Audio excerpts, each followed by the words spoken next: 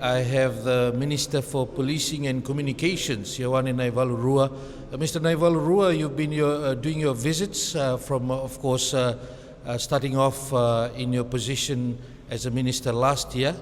You've set some objectives, and what are your goals going into this year, knowing that you have finished almost 1 year? Vinaka, thank you, Vijay. And yes, it has been a long 11 to 12 months so far, but quite an exciting and fruitful one. In my role as the minister responsible for policing, but more importantly, the recent one is on communication. As I believe there are many things that you want to do. I've always thought of having the ability of trying to prioritize and focus on things that needs to be done first, and the others can come second. So there's about 1,001 things you want to do, Vijay, but we do not have the time, the space, nor the energy and the resources to do it. So let's look at the 101. Even with the 101 things, you're not able to, we do not have the time, space, and energy. So let's look at the 11. One of the 11 things that we are trying to do in policing is just to make sure that our home, our community, our Fiji remains safe and secure, not only for us, but for our visitors and those that want to invest in here. That's primarily the objective of policing.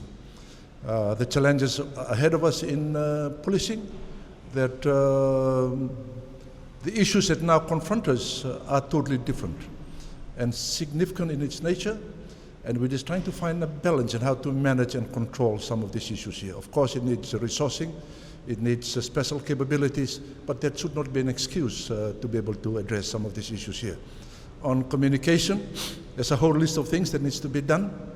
Our ability just to sup on the tip of the arrow on communication and align some of the things that have been done now to govern priorities and intended end state. And one of it is really the digitalization of our future spaces, whether it's in business, other aspects of how the government wants us to move.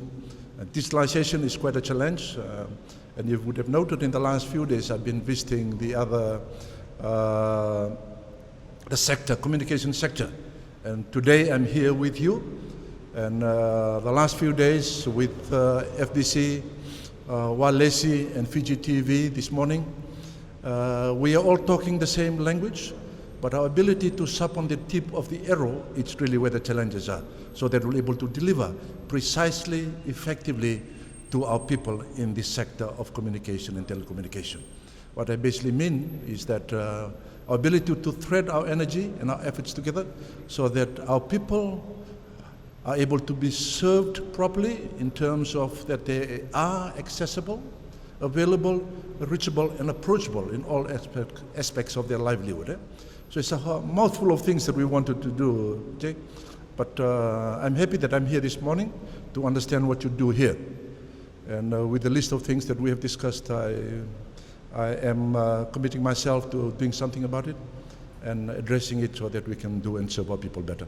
Just finally, for the people watching out there, communication involves critical infrastructure. Communication involves times of disaster, absolutely necessary. And the other issue is about connecting the unconnected. What are your plans in relation to these? I want us to focus on beyond connected, see? Beyond connected. See, we can get connected, but beyond connected, what else we need to do? That for us in this particular sector, we need to make sure that our people are safe and secure given the technology that exists now. 2, they're able to live a livelihood. 3, that through these platforms, whether it's out as a broadcaster or on telecommunication, that we're able to add value to their lives. So that's why I'm saying it needs to be beyond connected is the term that I would like to use. It's not only about connecting our people, that they are reachable, approachable, available, but they live a livelihood that can support them and their families. Minister, this is going around the world, and it goes without saying that a lot has to be done in relation to the fight against drugs.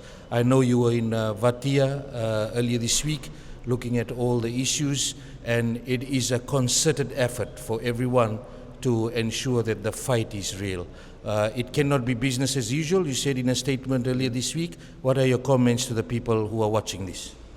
My message is really that we need to understand that drugs has a totally different shape. You know, it's not only a crime. For those that are behind this or involved in this, it's like a multi-billion-dollar business. And they'll go to all ends to get their job done or mission accomplished. So I'm saying to confront this, fight this, you all need to move to the front line. As I said earlier, it's no longer business as usual. Everybody needs to pitch in and play a part. From families, the communities, faith-based, of course, governance, not only nationally, but externally too. We all have to play a part. We all need to move to the front line and fight the battle better. And I believe the community are already weaponized in some form, in some way. We have a very strong community-based society here, but the key is really about threading it together. And I'm calling and rallying our national efforts that we have a closer collaborations in fighting and confronting. This is what I call a scourge that has taken its roots in our community. Thank you for taking out your time to speak to us this afternoon. Naka.